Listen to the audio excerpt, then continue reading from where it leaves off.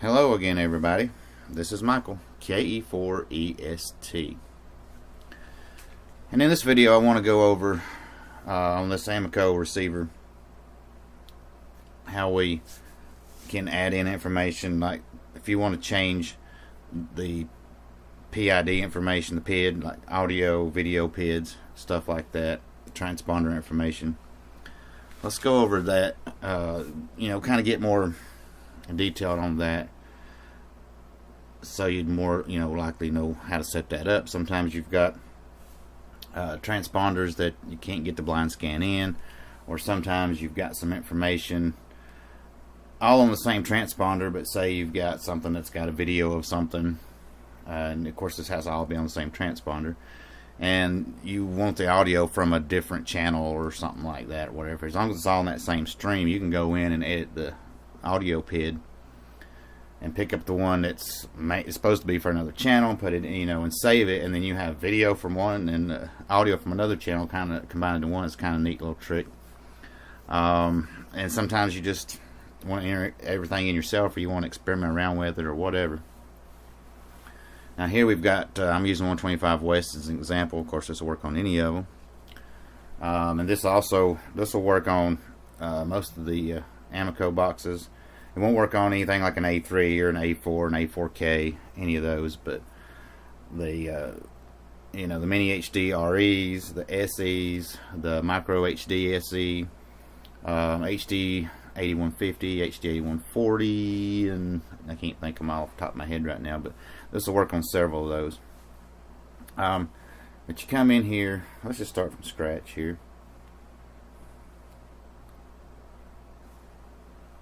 Alright, let's look here.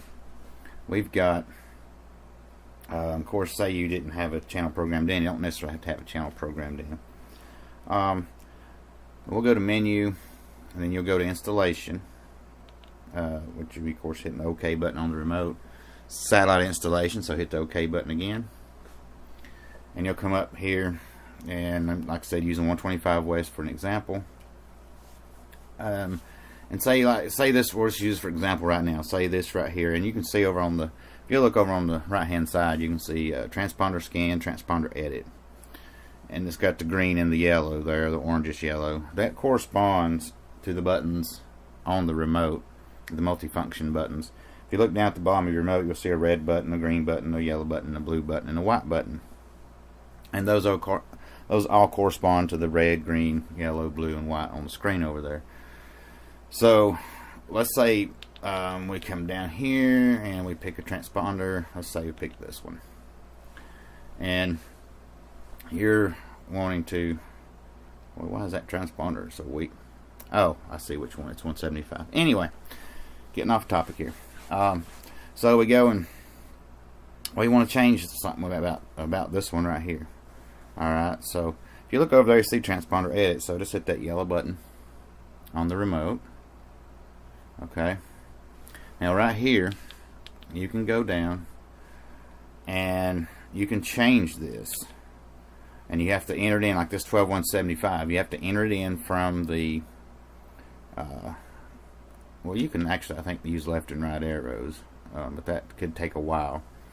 Say you wanted this to be 11700 or something or whatever, you just punch it straight in from your keypad. Same way if we want to add one. Say we wanted to add a new transponder. We couldn't get the blind scan in, but we know it's there. We've got on a, say, satellite guys or something, and asked, and everybody else is getting it. Well, why am I not getting it? I'm getting everything else good. So if you hit the green button on your remote, here it comes up, new transponder. And well, that transponder is 11800. Yeah. And symbol rate was 20,000. Just punch it in, and polarity is vertical. Okay, now when you have to hit menu, not exit, and it's going to start. You want to save this? Yeah, I want to save it. So there we go. We've got this new transponder we've added. Okay, now we go down to this transponder. Well, of course we can do it the way. Let's go back to transponder edit. Over on the right hand side of the screen, you see, again, there's the yellow, so go down and hit the yellow button. Okay, now you see over here we got some more options. We've got TP scan, transponder scan. We've got add, delete. We could delete this transponder, delete all the transponders from here. But you see one says user channel, and it's white. So look down, you see that white button above the blue button on the remote. So let's hit that.